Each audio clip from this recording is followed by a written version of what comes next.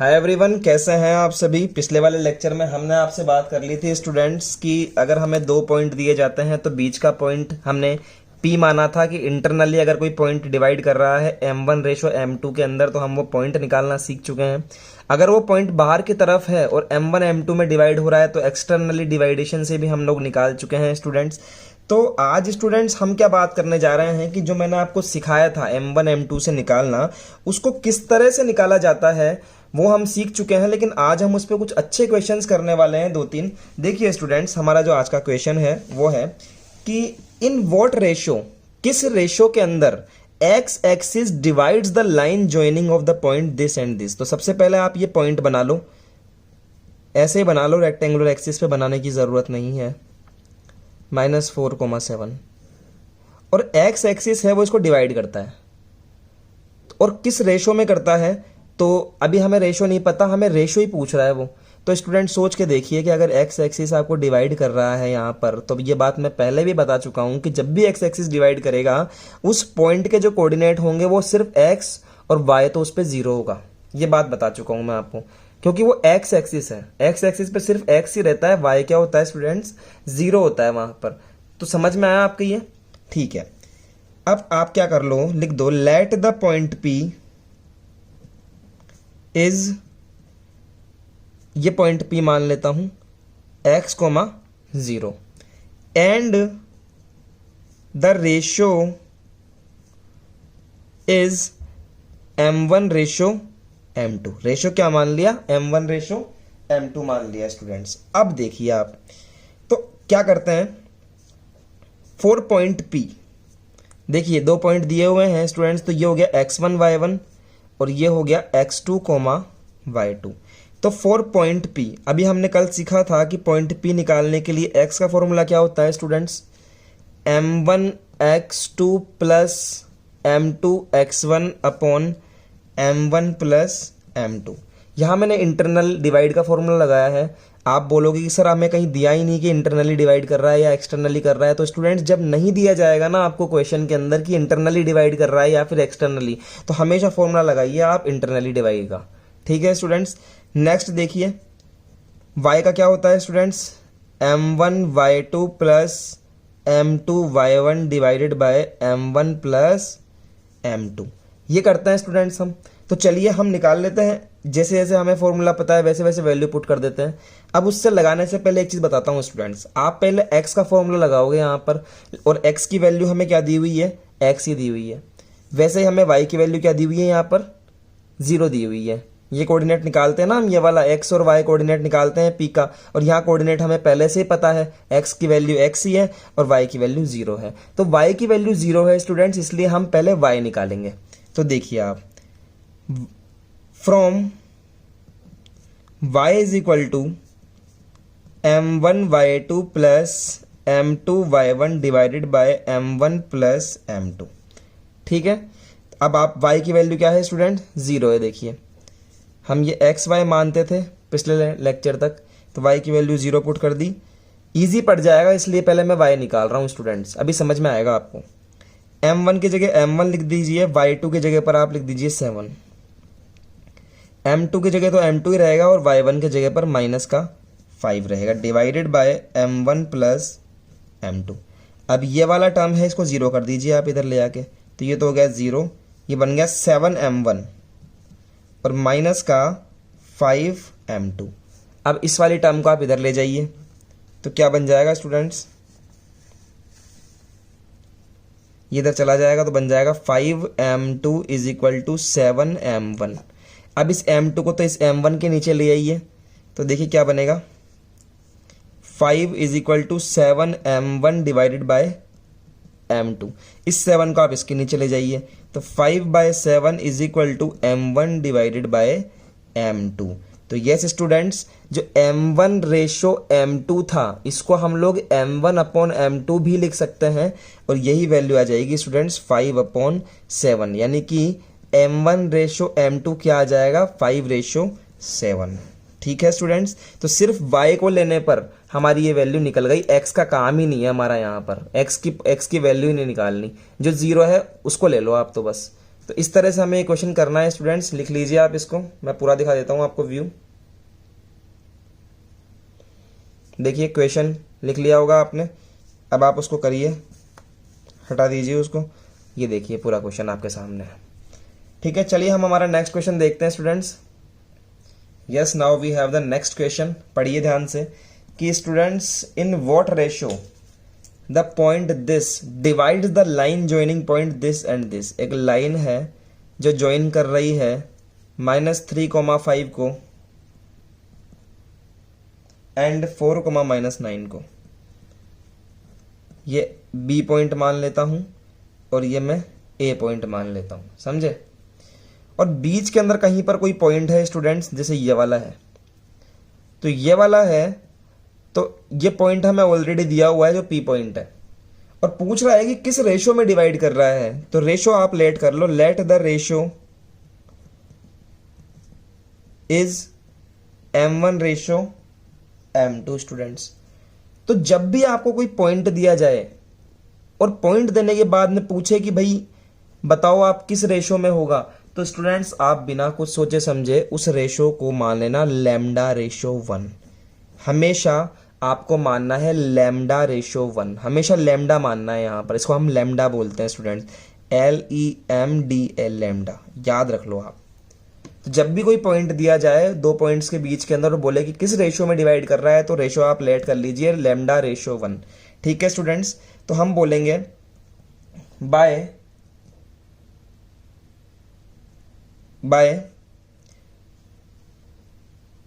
By formula x क्या होता है students, m1x2 plus m2x1 divided by m1 plus m2, समझे आप। चलिए हम पहले x निकालते हैं। देखिए स्टूडेंट्स, p जो पॉइंट है उसमें ये क्या है xy, तो x का वैल्यू कितना है -2, m1 का वैल्यू क्या माना है लैम्डा, x2 का वैल्यू क्या है आप डिनोट कीजिए यहां पर x1 y1 और x2 y2। x2 क्या है 4 प्लस m2 की जगह क्या माना है स्टूडेंट्स 1, तो यहां लिखिए 1, और x1 की जगह पर क्या माना है -3 divided by m1 plus m2, तो m1 प्लस m2 मतलब लैम्डा प्लस 1, समझे स्टूडेंट्स। अब मल्टीप्लाई कर दीजिए इस पूरी टर्म को इधर की तरफ, तो -2 multiply by lambda plus 1 is equal to 4 lambda. ठीक है, 1 मल्टीप्लाई बाय -3, तो -3 हो जाएगा स्टूडेंट्स। यहां मल्टीप्लाई कीजिए -2 लैम्डा और -2 is equal to 4 lambda -3।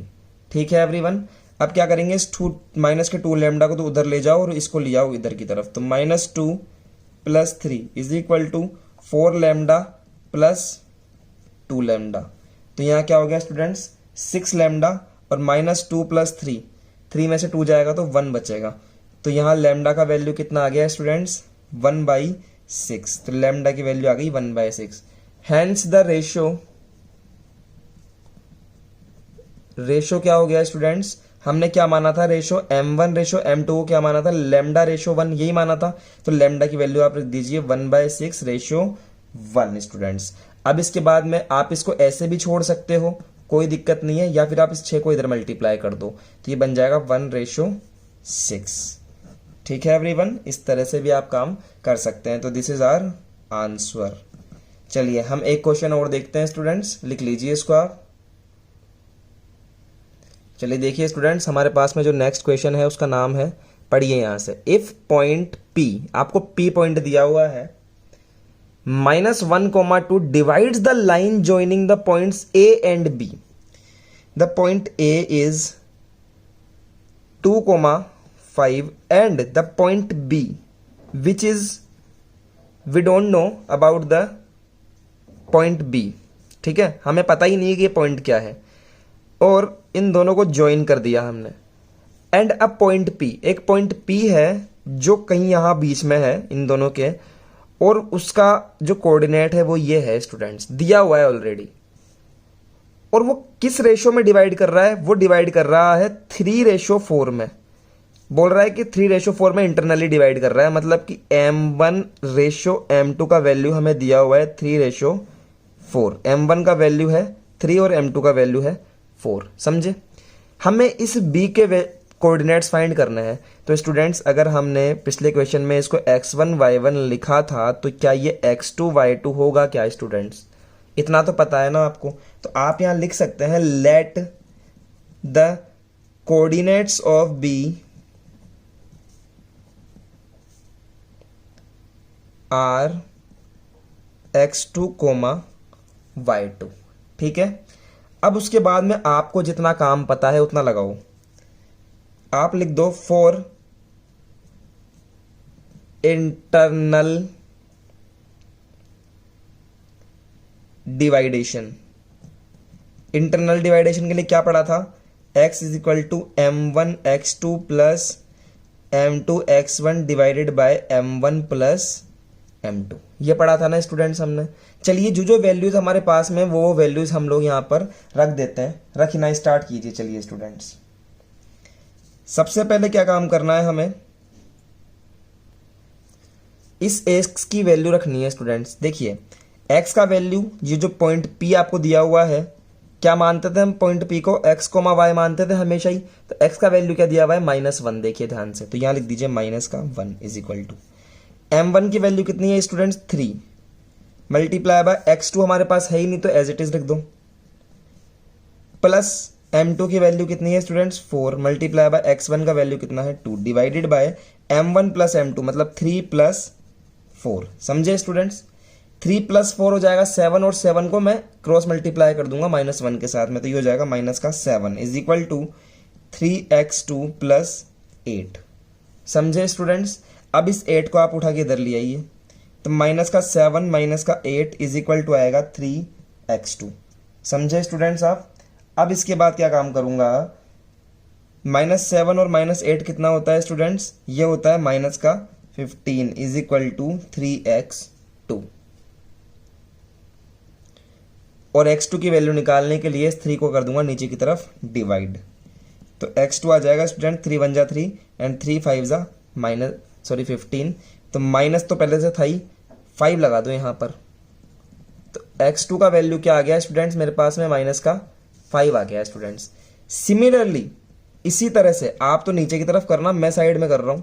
Similarly हम y निकाल सकते हैं, y m1 y2 plus m2 y1 upon m1 plus m2।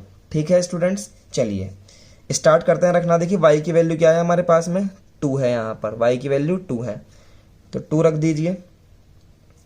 m1 की जगह पर 3 रख दीजिए। 3 मल्टीप्लाई बाय y2 की वैल्यू तो हमें फाइंड करनी ही है, प्लस m2 की वैल्यू यहां पर 4 रख दीजिए, मल्टीप्लाई बाय y1 का वैल्यू यहां पर 5 रख दीजिए, divided by m1 plus m2 मतलब 3 प्लस 4 रख दीजिए।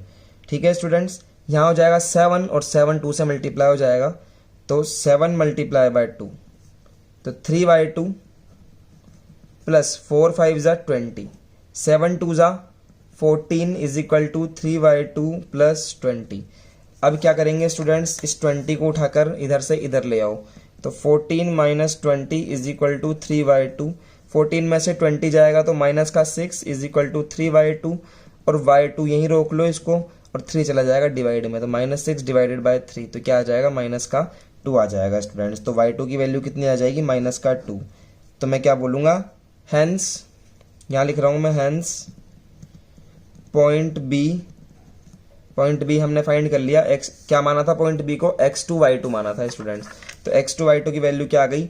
-5 आ चुकी है, कोमा -2 आ चुकी है। तो ये आपका आंसर हो जाएगा स्टूडेंट्स। ठीक है, ये आपका आंसर हो गया। चलिए एक क्वेश्चन और देख लेते हैं। तो एवरीवन, अब हम आपको बताने जा रहे हैं कुछ क्वेश्चंस जो आप घर से करेंगे। देखिए स्टूडेंट्स, मैं आपको बुक में ही दिखा देता हूं। ये देखिए यहां पर, आई होप आपको नजर आ रहा होगा। मैं आपको दिखा देता हूं, देखिए देखिए स्टूडेंट्स, मैं आपको बता रहा हूं कौन से वाले आपको लिखने हैं। ये जो पॉइंट्स के ऊपर आपको गोला लगा हुआ दिख रहा है, आपको ये वाले लिखने हैं स्टूडेंट्स। क्वेश्चन नंबर 3 है, क्वेश्चन नंबर 5 है, ये वाले क्वेश्चंस आपको लिखने हैं स्टूडेंट्स, गोले वाले 3 5 6 7 8। ये 5 क्वेश्चन है स्टूडेंट्स, बड़े ही इजी क्वेश्चन है और आपसे हो जाएंगे। तो आप इन क्वेश्चंस को कीजिए स्टूडेंट्स, ये बिल्कुल इजी क्वेश्चंस हैं। देखिए जहां पर आपको नहीं दिया हुआ है, जैसे क्वेश्चन नंबर 6 के अंदर की इंटरनली डिवाइड कर रहा है या एक्सटर्नली डिवाइड कर रहा है, तो ये एक्सटर्नली लिख रखा है बच्चे ने। मुझे पता नहीं क्यों लिख रखा है, शायद आंसर एक्सटर्नली के अकॉर्डिंग आ रहा होगा इसलिए लिखना है, लेकिन आप इंटरनली मान के भी करोगे तो आपका आंसर सही आ जाएगा स्टूडेंट्स। तो चलिए इनके हम लोग क्वेश्चन के आंसर देख लेते हैं एक बार कि इनके आंसर क्या क्या आएंगे। नोट कीजिए क्वेश्चन नंबर 3, 5, 6, 7, 8। यस, फोर्थ नहीं दिया है मैंने आपको। 3, 5, 6, 7, 8 आंसर देखिए इनके।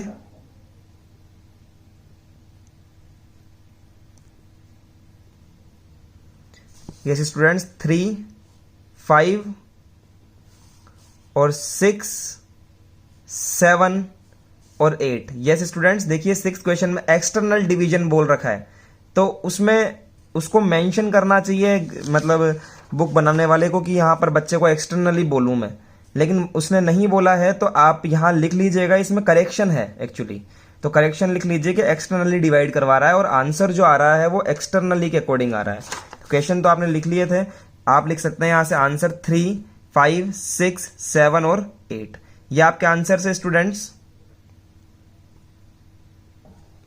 तो ठीक है एवरीवन, आप इतने क्वेश्चन कीजिए। कोई डाउट है तो आप हमारे टेलीग्राम ग्रुप पे हमसे पूछ सकते हैं। डिस्क्रिप्शन के अंदर आपको लिंक मिल जाएगा टेलीग्राम ग्रुप का, वहां से आप पूछिए क्वेश्चंस के अंदर। अगर आपको कोई डाउट है, कोई डिस्कशन है आपका, तो आप पूछ सकते हैं, या फिर आप अगर कोई नया टॉपिक पढ़ना चाहते हैं तो उसके लिए भी आप मुझे वहां पर बता सकते हैं। तो चलिए स्टूडेंट्स, आज के लिए इतना ही। हम आपसे मिलते हैं कल और कुछ और क्वेश्चंस के ऊपर बात करेंगे, कुछ और कंसेप्ट के ऊपर बात करेंगे आपसे। आज के लिए ऑल द बेस्ट।